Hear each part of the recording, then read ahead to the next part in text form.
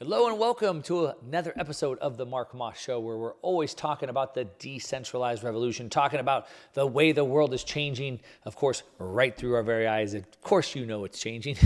It's changing faster than we can keep up with it, which is why I come to you each and every week and keep you up to date with what the heck is going on. And we have a big show planned for you today, talking about one of the most talked about, one of the most famous or infamous persons. I'm talking about the world's richest person, and I'm talking about Elon Musk. What the heck is he doing? What is this power play that he has?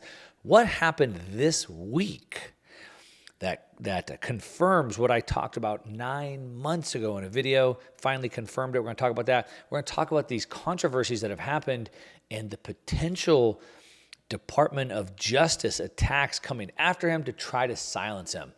Oh, we have a lot to cover this week. If you want to know what the heck is going on, where we're going with this new piece of technology, not just with Elon Musk and Twitter, but how it's changing the entire social media space, and of course what this means for your money, you don't want to miss this. So let's go ahead and let's just dig right in. Now, like I said, we have a lot to cover. Now, if you do miss any of this, don't worry, I got you back. You can always check me out on the podcast. Just search The Mark Moss Show on your favorite podcast player. And you can catch me there. All the back issues are archived, so you can go back and binge any of these episodes if you want. Now, if you're listening on the podcast, would you please do me one simple, small favor? I have a team, and we work tirelessly to bring this content to you. And all I would ask, if I could please, one small ask, is on your podcast player, if you could just like and review the show and share it with somebody who you think might be interested in listening to it. If you could do that, leave a review, that would mean the world to me. All right, now, like I said, talking about the world's richest, the world's maybe most infamous or famous person, the most talked about person, that's Elon Musk. Now, it really kind of breaking down him becoming a polarizing figure, which is pretty interesting. It's interesting because, I mean, obviously rich people are just polarizing overall in a society today that somewhat demonizes rich people, which is pretty weird. As I grew up, it seemed like everybody wanted to be rich one day. And we looked up to rich people, and we tried to emulate, and we tried to figure out what it was that they did to get there, and we tried to do the same things. And in today's society, somehow being rich has become bad. You see the "Eat the Rich" slogan. You see AOC show up at the Meta Ball in the gown that says, whatever she said, "Tax the rich" or whatever, in like blood red on our white gown. And we see this, Bernie Sanders attacking rich. You see President Biden constantly saying rich people have to pay their fair share and things like that. And so it's weird that. I guess it's understandable that he could be polarizing in today's climate, in today's environment, where lots of people somehow hate the rich. And so because he is the richest person, we can see there's a lot of jealousy, hate, greed, envy, things like that. All sins, all pointed at Elon Musk. But he has become a polarizing figure for different reasons. And this is what interests me. He's really become a polarizing figure for maybe two different reasons. He was once known as a darling of the left. I hate to use labels because I don't even know what they mean anymore, and you probably don't either. But of the typical liberal left climate narrative people, because he was building out electric vehicles. Right? He was the first kind of mover into this electric vehicle space, getting us off of these nasty, dirty, horrible, world-ending fossil fuels they tell us about. Now, he was liked so much by the left that even good old Obama, the left's favorite president of all time, good old Obama even helped him get a $465 million, $500 million grant in order to get Tesla off the ground. Now, that was through the Obama administration. It went through the Department of Energy, the DOE, and that was back in 2010. And they issued a loan to Tesla Motors to produce specially designed all-electric plug-in vehicles and to develop a manufacturing facility in California to produce the battery packs and all these electric vehicles. So that was a good deal. So he was the champion of the left. He was going to end the fossil fuels. We give him the money to go do these things. Now, I will say that they did end up paying that loan back, I think 5 years early, so it's pretty good. But I want to talk about him for different reasons that I think he's under attack today. He was loved by the liberal left. He was loved by the Obama side of the aisle, whatever you call that. And today he's hated, not for being rich, but for actions that he's taking. And the same government that used to give him $500 million is now coming after and attacking him.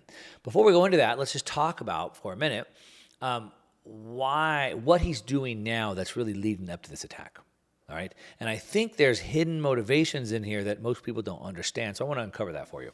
Now, last November, I released a video discussing what I thought Elon's plans were for Twitter. And I said what they'd look like.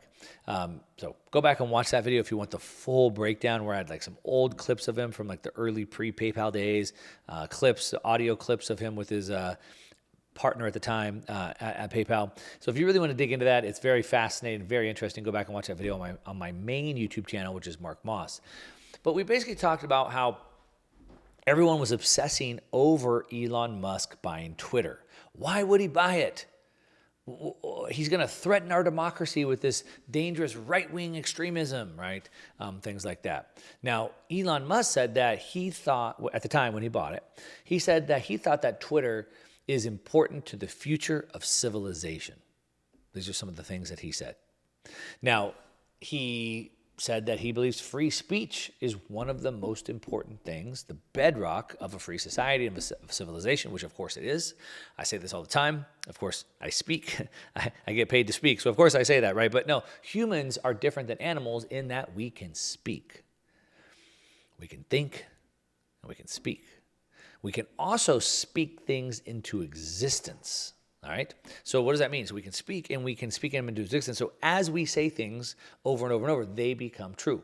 If we tell ourselves we're not good enough, we're too stupid, we're too dumb, we're too lazy, I'm no good with money, then those things become true in our life, which is why you hear things about like positive affirmations and things like that. So I would also agree with that. Now, he said that Twitter is so important for civilization that we need to have a common digital town square where a variety of ideas can be openly discussed and debated safely. He said, quote, "I did it to help humanity." He said, quote, "Twitter cannot become a free-for-all hellscape."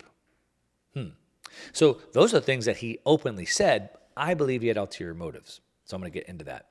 But let's address some of these things. Like I said, I already said I do agree that free speech is the most necessary thing because it's our thoughts. We should be free thinkers, which then means we should be free speakers. And how else can we have innovation? How else can we find truth if not for open, honest dialogue?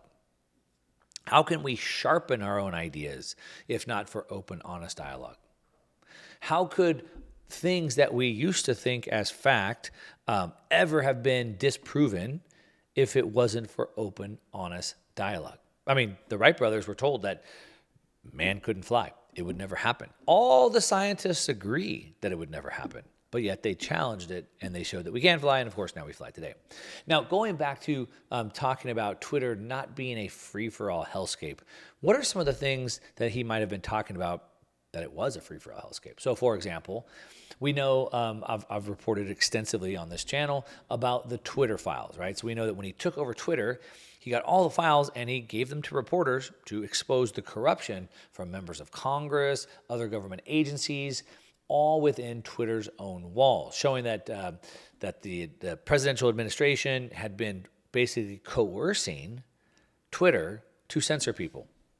Now, obviously the narrative was that, hey, your right is protected on free speech. We're not doing this. This is a private company doing this. But of course, he exposed that for what it was. Now, there's a whole lot more to this, but I want to get into exactly what his plans are for Twitter. And hint, hint, hint, it has something to do with your money. Now, and when we're talking about money, we're talking about the future of money, but the past of money has been gold. Gold's been money for over 5,000 years, and it is not going away anytime soon. It's continued to climb since last October. It's up 16%. Silver's up 30%, which is why I continue to hold them in my portfolio, and I think you should probably have a little bit in your portfolio as well. I've been working with a company called Universal Coin and Bullion. The founder, Dr. Mike Fulgen, he has a very, very special offer for my listeners of the Mark Moss Show. He's going to give you a 1 ounce American Eagle coin with no dealer markup, just $27 a limit of 3 though, and he's even going to give you free shipping. Now, the Silver Eagle coin is the most sought after coin in the world, and you can get it from them on this special deal. So if you want that, call Universal Coin and Bullion to get this $27 Silver Eagle coin. It's a special deal plus free shipping. You can call them 1-800-UCB-GOLD. Again, 1-800-UCB-GOLD. Call Dr. Fulgens. He's America's gold expert. 1-800-UCB-GOLD, or go online to universalcoin.com/MarkMoss. To break this to you, free speech is for speech you don't like. How's that? We don't need rules giving us permission to have freedom of speech for speech that the government wants us to have. We need free speech laws for the speech that they don't want you to have. That's the whole point. So yes, Twitter has potentially, and I'm not saying they do or they don't, but maybe there is mean things posted on Twitter. That's the whole point of free speech. Now, part of free speech is that you don't have to listen to it. There's all types of filters set up that you can block it, prevent it from showing up on your feed, etc. But I don't want to get into that. That's a whole different conversation for right now. But I want to get more into why did he really buy why did he buy Twitter, and what just happened this week that really starts to seal the deal on that. So let's go back in time a little bit. So if you go back in time, what you can see is that before Elon Musk started PayPal, he actually had started a company called X, which, as you're probably already aware, Twitter was just recently renamed X. Now, he had started a company called X and then later merged that company in order to form PayPal. Now, when he started PayPal, he had a goal. And this is all documented. Again, if you go watch this video on YouTube, you can go see this. But they had a goal. And PayPal's goal was to change money as we know it, to change the financial system with technology. PayPal wanted to become a payment network. That was their original intention, but not to work with the existing financial network, the existing payment network, but in order to create a brand new one. That's what they were trying to do. They wanted to change the way the entire financial system worked and not just become, another fintech, what PayPal is today, which basically works sitting on top of the dollar rails. Let me explain how that works. So gold had been money for 5,000 years. Gold's very slow to move around, so you added a layer 2 on top of that, which was paper certificates, IOUs, or claims to the gold. That's a layer 2 technology. The paper moves around faster, and you could redeem it for the gold if you want. Well, then banks gave us the next layer, layer 3. Let's call it credit checks. So now I could issue a check, which is faster than trying to move around the paper certificates. That's layer 3. Then we have credit cards that sit on top of that. Visa, MasterCard, that's layer 4. Then we have Venmo or PayPal that connects to our credit cards, that's layer 5. But it all works on the same stack. So PayPal, Venmo, they all work on the same stack. He wanted to create something completely new. All right, but that didn't happen. He left PayPal, and that part of what he wanted to do was put on the back burner. Now, I argued in this video 9 months ago that what the real play was that Elon Musk wanted to come back and build the payment network finally that he always wanted to do, because now we have the technology to do that, meaning cryptocurrencies. At the time when he wanted to do this back in the early days, I think it was 99, we didn't have that, but today we do. So because this was his always plan, his always intention, I argue that's what was the case. Now, we saw that Elon Musk went back and purchased the domain name x.com in 2017. So why would he have bought that in 2017? Almost like he was starting to think about this again. In late 2022, reports surfaced that X would be a product offering of Twitter by 2023. So he had to go raise money, and he got investors, and to the board, he presented this idea that this X would be part of the product offering. Now, like I said, now today we have it. So this was all kind of, I covered this in the past, I'm bringing you current. But these are the same investor documents that he said that he thinks Twitter could reach $1.2 billion in payment revenue by 2028. In a pitch deck, it said $15 million in revenue by 2023, which would be this year. And so basically what Elon Musk wanted to do previous to PayPal and now is attempting to do is to revolutionize the world of payments as we know it. Now, that was all speculation. However, we no longer have to speculate. As a matter of fact, we got confirmation. Just this week, we saw that Twitter got approval, or not Twitter, but X got approval for a currency transmitter license.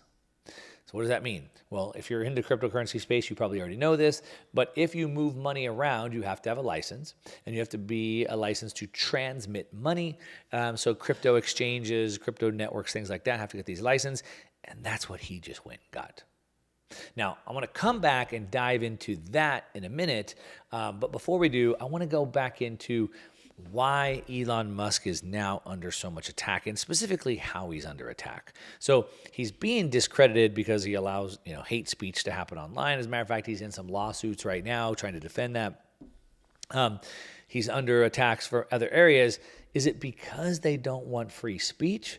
Or is it because they don't want you to have control over how you store and spend your money? Well, I would argue both, and I would argue that both of those come down to you having freedom.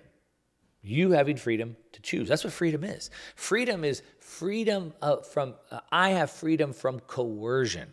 I'm free to do as I see fit.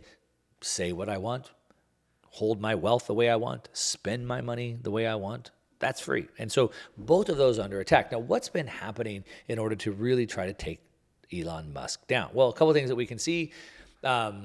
Tesla, one of his companies, has been doing really well. Well, and like I said, that's been the darling of the left because of the EV boom that they're doing. However, even because of that, or even with that in place, they're still not liking him so much. Now, I don't want to dig super deep into that company itself, but more specifically, let's talk about SpaceX. Now, SpaceX is another company that he owns that also got about $500 million in funding from the government. I believe he got that from NASA. So he got about $1 billion, it sounds like, between Tesla and SpaceX from different parts of the government. The government, either way. But now SpaceX seems to be in hot water by the government as well. This also just happened this week. So what's going on? The government's giving them money to run, or the government doesn't like them. Well, there's different factions of the government, obviously. We saw that the Department of Justice is now coming after his company, SpaceX. The Department of Justice alleges that SpaceX has discouraged refugees and asylum seekers from applying to open positions and refused to hire those that did, according to the complaint. Now, according to the complaint, SpaceX job postings wrongly stated that only U.S. citizens and lawful permanent residents could apply for openings, and that SpaceX's hiring practices were routine, widespread, and longstanding and harmed asylees and refugees. Now, under U.S. law, both asylum seekers and refugees are protected from hiring discrimination regardless of citizen status. The international traffic in arms regulations. So that's what they alleged. So the DOJ is now coming to him for discrimination because he doesn't want to hire, or according to the job board, refugees and asylum seekers. But here's where it gets interesting, because SpaceX puts things into space, hence the name. SpaceX sends stuff up to space, up to the International Space Station and things like that. They work with the government, and more specifically, they work with the military. And according to the International Traffic in Arms regulations, per those regulations, it only allows U.S. citizens and green card holders to access information in companies that make spacecraft and rockets for national security reasons, as you might imagine. Seems like for national security reasons, that's probably a good idea. We should probably only have citizens and green card holders working on that stuff. So they're coming after him for not allowing those people to get jobs when he's bound by those laws because he works with spacecraft and rockets. So what's really going on here? It's sort of like the mob. The mob, if they really want to lean on you and they want to intimidate you, they send someone over to your mother's house. They don't do anything to your mom, but it's sort of like a message like, hey, we know where you live and we can hit you where it hurts if we want to. Now, why would they do that? Well, Elon hasn't been shy about voicing his opinions in the political realm, right? Like I said, he says he's pro-free speech, that he would allow former President Donald Trump back onto Twitter if he bought the company. Now, he did. He reinstated Trump. As a matter of fact, Trump just posted on X for the first time since he got kicked off, and he posted his Georgia mugshot. That was the first tweet that he's sent out ever since. So you have Musk allowing for free speech, allowing Donald Trump, the target number one of the left, back on the platform. At the same time, you have, and he's giving a voice to Tucker Carlson and, Ron DeSantis and all these people. At the same time, we're going to this election period where the left wants to suppress all that information.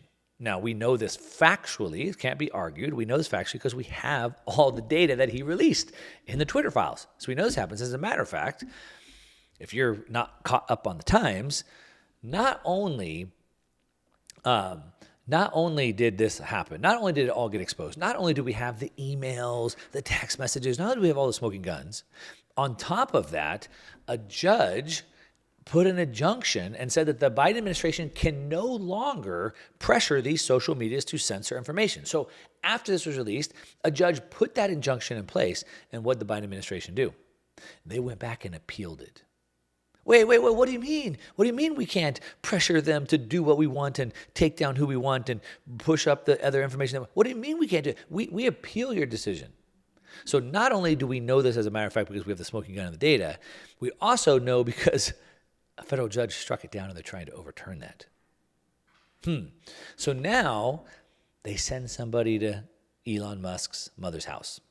The DOJ comes knocking with some stupid, trumped-up, ambiguous charge, which specifically is written that they can't even do.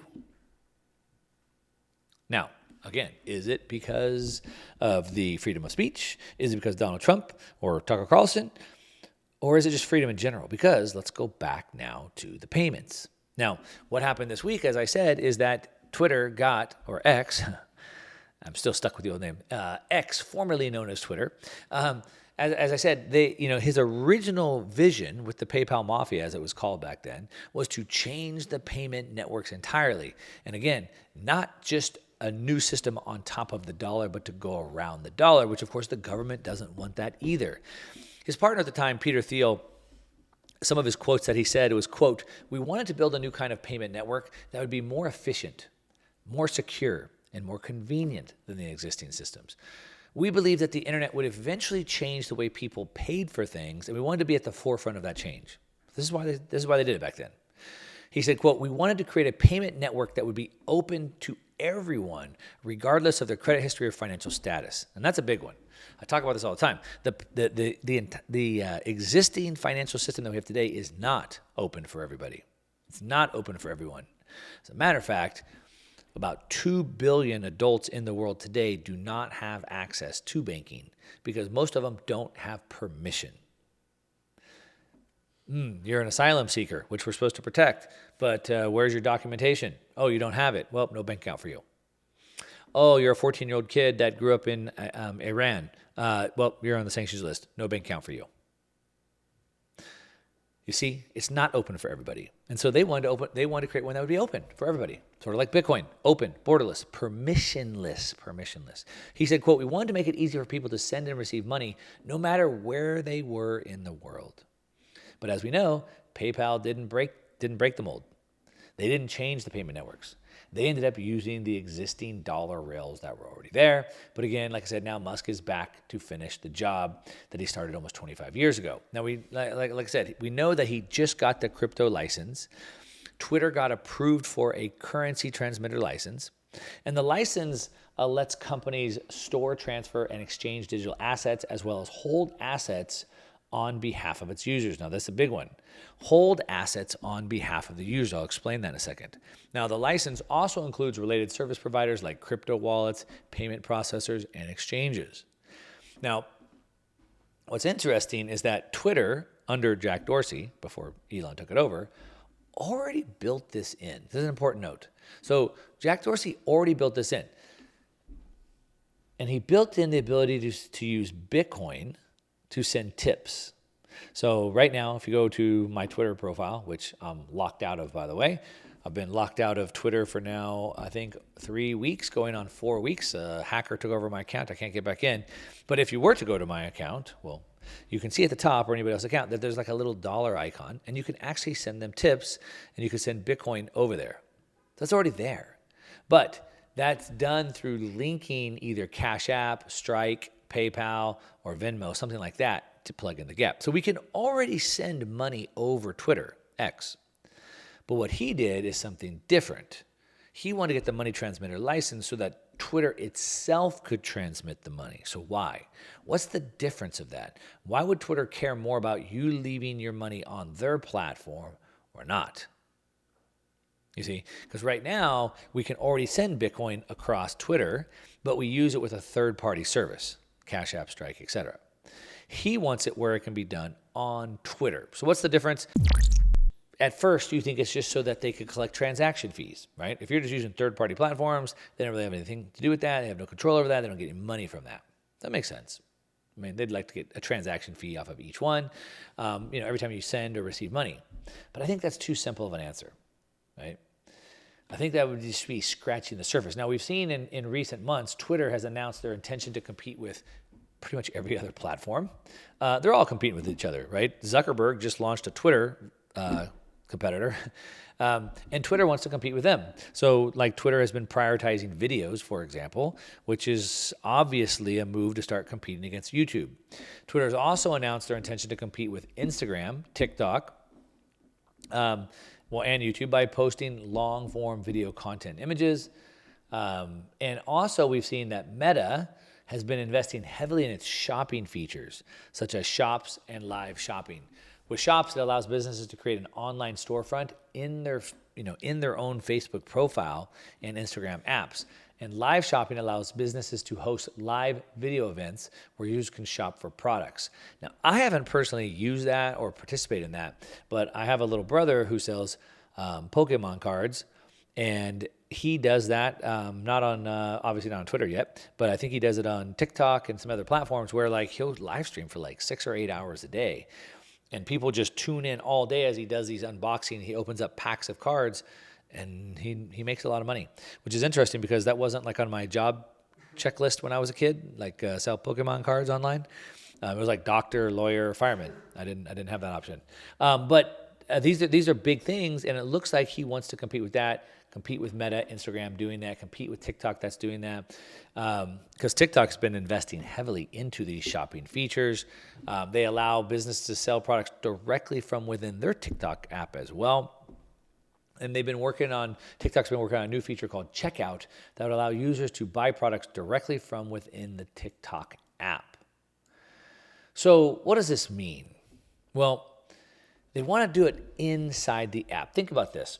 You might have ever gotten a Starbucks card at one point. I know for whatever reason, my wife loves to put money on her Starbucks card. So when she goes to Starbucks, she just shows them her little QR code and she can just pay without having to give them her credit card. I think just hand over the credit card. It's the same difference, right? But she likes to do that. And apparently so do lots of other people. As a matter of fact, I was looking at some numbers this morning, and it looks like Starbucks is sitting on roughly $2 billion of what we'd call float.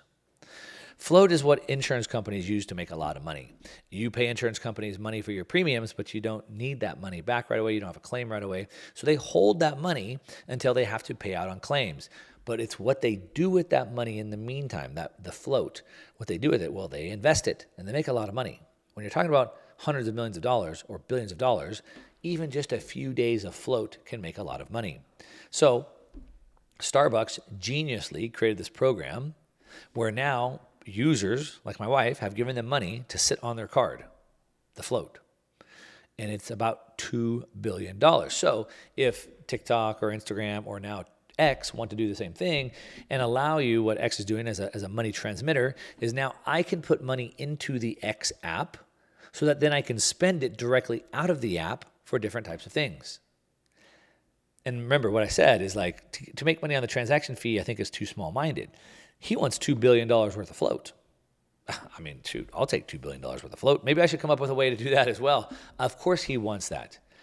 Now, we also know that Musk wants to have basically an everything app where there's news, social media, messaging, pictures, videos, payments, shopping, all of that inside of the entire app. I mean, he's talked about it in China. I've never been to China, but they have an app called WeChat, and WeChat basically has everything in there, from calling your Uber to ordering your food to having your banking to making your payments to your, chatting, your video. All of that is all built in. Now, if Twitter does roll this out, who are they competing against? Well, they'd be competing against other custodial wallets. So right now, I can store my Bitcoin on my own, and I could send it over Twitter, but using my own third-party app. So they don't have control. But if Twitter takes control, they want to store my cryptocurrency for me, then I'm competing against other custodial wallets, including Coinbase, Binance, Gemini, Kraken, things like that. And all of those are actually sort of crypto marketplaces, because I can go there and I can trade one cryptocurrency for another. Now, I can't trade cryptocurrency for like a physical object, not right now, not on any of those, but I can trade crypto for each other. So maybe he also wants to allow you to trade cryptocurrencies. We don't know that part. We don't know that part yet. That's a little bit of speculation. Maybe it could be more like this company Paxful that allowed you to pair up with somebody looking for one asset with another. So maybe you have a Home Depot gift card and I have some crypto, and we can meet up and I can buy your Home Depot gift card with my crypto.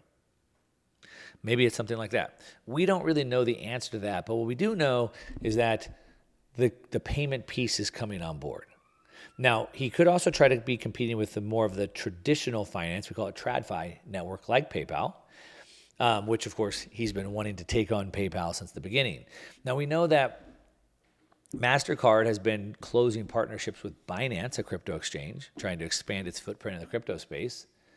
So we see that. So we're starting to see this creep of traditional finance, TradFi, creeping into the digital asset space, PayPal, et cetera. And we can see that digital assets are being transferred faster than fiat. As a matter of fact, we can see that stable coins, which are US dollar-backed stable coins, a crypto backed by dollars, settled over $11 trillion on the blockchain last year in 2022.